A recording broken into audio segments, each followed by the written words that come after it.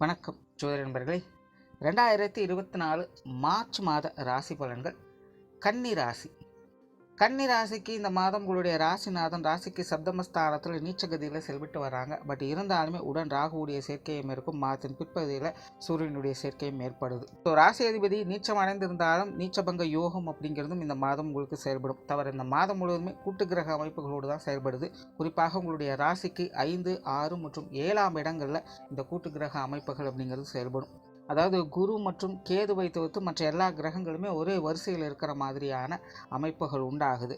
But ராசி ரீதியாக பார்க்கும்போது ஆல்ரெடி உங்களுடைய ராசியில் கேது இருக்காங்க. ஸோ குரு மட்டும்தான் மறைஞ்சிருக்கு. ஸோ கன்னி ராசியை பொறுத்த வரைக்கும் இந்த நவ கிரகங்களில் குருவினுடைய அமைப்புகள் மட்டும்தான் கொஞ்சம் விலகி இருக்குது. மற்ற 8 கிரகங்களுடைய அமைப்புகளும் உங்களுக்கு முழுமையாகவே வேலை செஞ்சுக்கிட்டு இருக்கும். ஸோ கன்னி ராசிக்காரங்க இந்த மாதம் முழுவதுமே ஒரு கலவையான மாற்றங்களையே பார்த்து வருவீங்க. அதாவது விஷயங்கள் காரியங்கள் சிறப்பாக இருக்கும். ஆனால் ராசிநாதன் நீச்ச நிலையில் இருக்கிறதுனால மனதளவில் ஒரு மாதிரியான குழப்ப நிலைகள் அப்படிங்கிறதும் இருந்துக்கிட்டு தான் இருக்கும். சரியா தப்பா, நல்ல விதமாக இருக்கா இல்லை மோசமாக போயிட்டுருக்கா அப்படிங்கிற ஒரு யோசனையிலையும் ஒரு குழப்ப நிலைகளுமே எல்லா விஷயங்களும் போயிட்டுருக்கும். ஆனால் மற்ற கிரகங்கள் உடன் இருந்து சப்போர்ட் பண்ணிகிட்டு இருக்கிறதுனால விஷயங்கள் காரியங்கள் வழக்கமான தன்மைகளோடு எல்லாமே செயல்பட்டுக்கிட்டு இருக்கும். சிறப்பான அமைப்புகளையும் எதிர்பார்க்கலாம். பட் அவசரப்படாமல் கொஞ்சம் நிதானத்தோடு செயல்பட்டு வாங்க. அதே போல் அந்த குழப்பமான நிலைகளில் முக்கியமான முடிவுகளை தவிர்த்து வாங்க.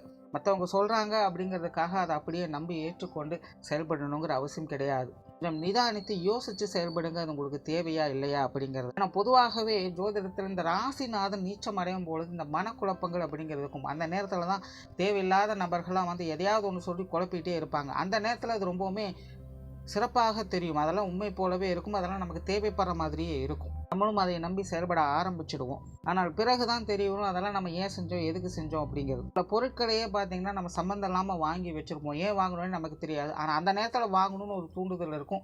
வாங்கி வச்சுருப்போம். அப்புறம் பார்த்தா அது சும்மாவே கிடக்கும். ஸோ இந்த ராசிநாதன் நீச்சம் அடையும் பொழுது இந்த மாதிரியான சமாச்சாரங்கள் அதிகம் நடக்கும்.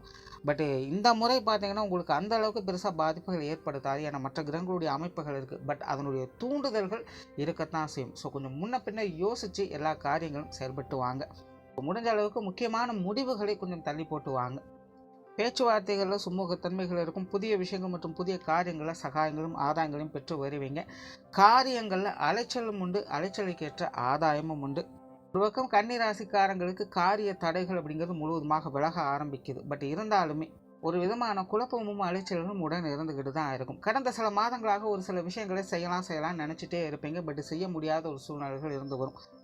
பட் இந்த மாதம் அது போன்ற நிலைகள்லாம் விடுபட்டு சில சிறப்பான விஷயங்களை செய்து வருவீங்க. பட் இதுவும் முன்னாடி சொன்ன மாதிரி நான் செஞ்சதுக்கு அப்புறம் தான் யோசிக்க வேண்டியதாகவே வரும். இது ஏன் செஞ்சோம், எதுக்காக இப்படி அவசரப்பட்டோம் அப்படிங்கிற மாதிரி யோசிக்க வைக்கும். அதனால் காரியத்தில் இறங்குறதுக்கு முன்னாடி தீர ஆலோசித்து செயல்பட்டு வராங்க. மற்றபடி இந்த மாதம் உங்களுக்கு காரிய தடைகள் அப்படிங்கிறது விலக ஆரம்பிக்குது. இதுவரைக்கும் தடைபட்டு வந்த காரியங்களை இனி ஒரு திருப்திகரமான சூழ்நிலைகளை எதிர்பார்க்க முடியும். தொழில் வேலை உத்தியோக ரீதியாக ஒரு நல்ல மாற்றங்கள் அப்படிங்கிறது கிடைக்கப்பெறும். பட் பெரிய அளவில் முன்னேற்றங்களை எதிர்பார்க்க முடியாது. புதிய விஷயங்கள் காரியங்கள் வகையில் சாதகமான அமைப்புகள் இருக்கும். உங்களுடைய திறமைகளை வெளிக்காட்டி வருவீங்க. வாடிக்கையாளர்கள் வகையில் சாதகமான பலன்கள் அப்படிங்கிறது உண்டாகும். வேலை செய்யக்கூடிய இடங்களில் மற்றவர்களுடைய நன்மதிப்புகளை கிடைக்கப்பெற்று வருவீங்க. பட் இருந்தாலுமே தனிப்பட்ட முறையில் பெருசாக எந்த ஒரு டெவலப்மெண்ட் அப்படிங்கிறதும் இருக்காது. வழக்கமான நிலைகளை தொடர்ந்து பார்த்துட்டு வருவீங்க. சிலருக்கு வேலை மாற்றம் தொழில் மாற்றம் போன்ற விஷயங்கள்லாம் கிடைக்கப்பெற்று வரலாம். வெளியூர் மற்றும் வெளிநாடு சம்பந்தப்பட்ட விஷயங்கள் திருப்திகரமாக அமையும். பொருளாதாரம் சார்ந்த விஷயங்கள் சமாளிக்கக்கூடிய வகையிலேயே இருக்கும். கொடுக்கல் வாங்கல் விஷயங்கள் திருப்திகரமான சூழ்நிலைகள் பார்த்து வருவீங்க. மாதத்தின் பிற்பகுதியில் மட்டும் கொஞ்சம் தேவையில்லாத செலவுகள் விரயங்கள் போன்ற விஷயங்கள் கொஞ்சம் கவனமாக இருக்கிறது நல்லது. சொத்துக்கள் மற்றும் வாகன ரீதியான விஷயங்களும் கொஞ்சம் குழப்பான நிலைகள் இருக்கவே செய்யும். நிதானித்து செயல்பட்டு வர்றது நல்லது. குறிப்பாக பூர்வீக சொத்துக்கள் சம்பந்தப்பட்ட பிரச்சனைகளை தலையிடாமல் இருப்பதே நல்லது. ஒரு பக்கம் கொஞ்சம் சாதகமான பலன்கள் அப்படிங்கிறது இருக்கத்தான் செய்யுது. பட் இருந்தாலுமே இழுபறியான சூழ்நிலைகளை தான் பார்த்து வருவாங்க. இந்த பூர்வீக சொத்துக்கள் வகையில் கொஞ்சம் அவசரப்படாமல் நிதானித்து செயல்பட்டு வந்தீங்கன்னா நன்மைகள் உண்டாகும். குடும்ப விஷயங்கள் காரியங்கள் இந்த மாதம் சமாளிக்கக்கூடிய வகையில் இருக்குது. குடும்பத்துக்கு தேவையான விஷயங்களை திருப்திகரமாக செயல்படுத்தி வருவீங்க. குடும்ப உறுப்பினர்கள் வகையிலும் ஒரு சாதகமான தன்மைகளை கிடைக்கப்பெற்று வரலாம். பட் இருந்தாலுமே குடும்பத்துக்குள்ள சில ஏற்ற இறக்கங்கள் அப்படிங்கிறது இருக்கத்தான் செய்யும். கொஞ்சம் சூழ்நிலை சந்தர்ப்பத்தை அந்த மாதிரி அனுசரித்து வந்தீங்கனாலே இந்த பிரச்சனைகளை சமாளிச்சுக்கலாம். பெற்றோர்கள் சார்ந்த விஷயங்கள் இந்த மாதம் கொஞ்சம் பட்டுப்படாமலுமே இருக்குது. பெற்றோர்கள் வகையில் கொஞ்சம் கவனத்தோடு செயல்படுறதே நல்லது. உடன்பிறப்புகள் சம்மந்தப்பட்ட விஷயங்கள் சமாளிக்கக்கூடிய வகையில் இருக்குது. குறிப்பாக இளைய உடன்பிறப்புகள் சம்மந்தப்பட்ட விஷயங்கள் ஓரளவுக்கு சமாளிக்கக்கூடிய வகையில் இருக்குது. மூத்த உடன்பிறப்புகள்லாம் கொஞ்சம் பட்டுப்படாமலும் இருந்து வருவாங்க. அவங்க வகையில் கொஞ்சம் கவனமாக இருக்கிறது நல்லது. கணவன் மனைவி உறவுகள் திருப்திகரமாக இருக்கும். குறிப்பாக வாழ்க்கை துணையின் வகையில் சகாயங்களும் ஆதாயங்களும் பார்க்கக்கூடிய மாதமாக இருக்குது. அதே நேரம் வாழ்க்கை துணையின் வகையில் கொஞ்சம் விரயங்கள் செலவுகள் ஏற்படுறதுக்கும் வாய்ப்புகள் இருக்குது. குறிப்பாக கன்னி ராசிக்காரங்க இந்த மாதம் வாழ்க்கை துணை சார்ந்த விஷயங்கள், குழந்தைகள் சார்ந்த விஷயங்கள் அதிக ஈடுபாடுகளை காட்டி வருவாங்க. அவங்களுடைய விஷயங்கள் காரியங்களுக்கு முன்னுரிமை கொடுத்து செயல்பட்டு வருவாங்க. அவங்க வகையில் அனுசரியான விஷயங்கள் இருக்கத்தான் செய்யுது. பட் இருந்தாலுமே அவங்க வகையில் கொஞ்சம் தேவையில்லாத அலைச்சல்களும் விரயங்கள் போன்ற விஷயங்களும் உடன் வந்து போகவே செய்யும்.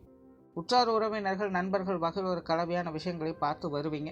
முடிஞ்ச அளவுக்கு இவங்க சம்மந்தப்பட்ட விஷயங்களில் கொஞ்சம் சூழ்நிலை சந்தர்ப்பங்களை அனுசரித்து போய்க்கிறது நல்லது. இல்லைன்னா தலையிடாமல் ஒதுங்கி இருப்பது நல்லது. பொது விஷயங்கள் மற்றும் பொது காரியங்களில் அலைச்சலோட ஆதாயங்களை பெற்று வருவீங்க.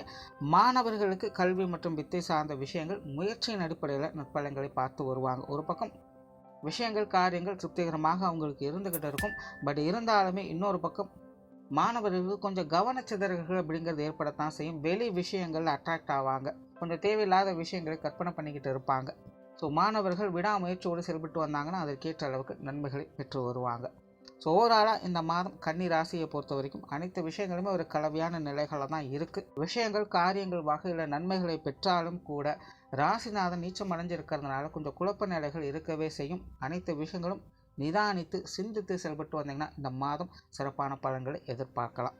நன்றி, வணக்கம், வாழ்க வளமுடன்.